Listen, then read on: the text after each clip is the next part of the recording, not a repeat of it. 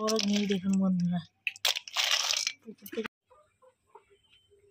বন্ধুরা সবাই কেমন আছো? সম্পা রান্নাঘরে সবাইকে স্বাগত। আজকে আমি গেঁড়ি দিয়ে পালং শাক বানিয়েছি। কিভাবে বানিয়েছি সেটাই আপনাদেরকে দেখাবো।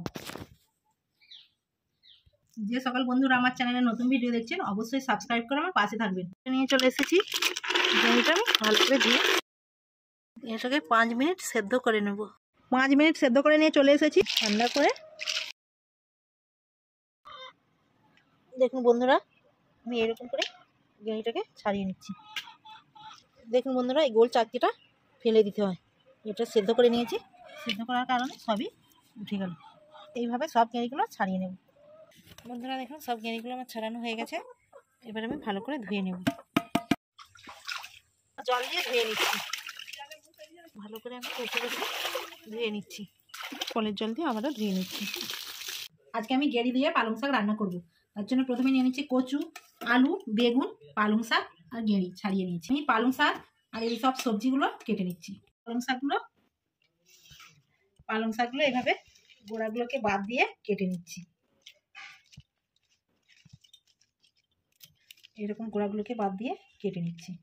পালং শাকগুলো সব বেছে নিয়েছি, গোড়াগুলো ফেলে দিয়েছি। এবার আমি পালং শাকগুলো কেটে নিচ্ছি।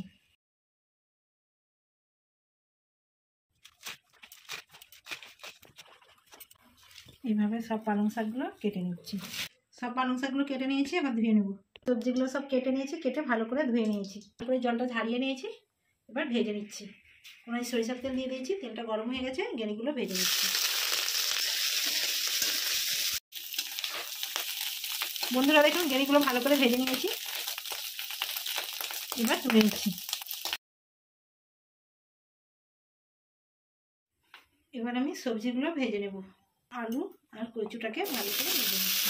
কচুও দিয়ে দিচ্ছি। বন্ধুরা দেখুন আলুগুলোকে আমি ভালো করে ভেজে নিয়েছি। 2 চামচ হলুদ দিয়ে দিচ্ছি।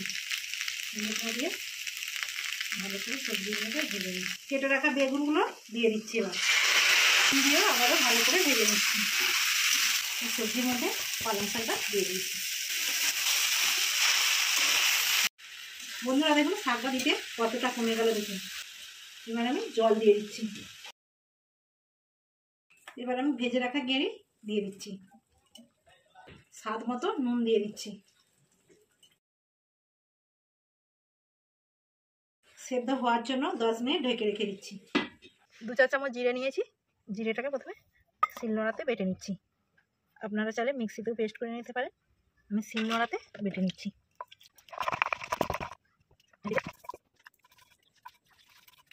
জিরে বাটা হয়ে গেছে, এবার তুলে নিচ্ছি। 2 চামচ আমি সরিষা নিয়েছি, সরিষা বেটে নিচ্ছি।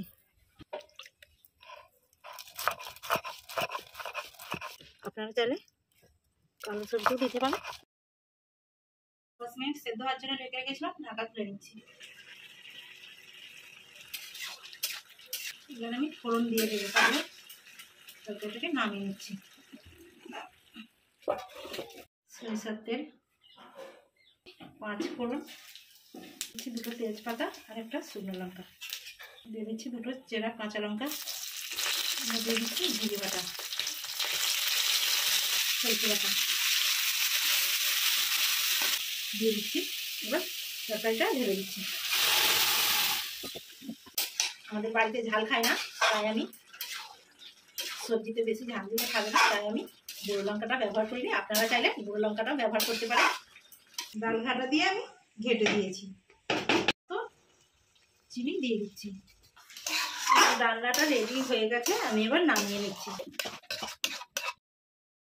পালং শাকের রেসিপিটা কেমন হয়েছে অবশ্যই কমেন্টে জানাবে।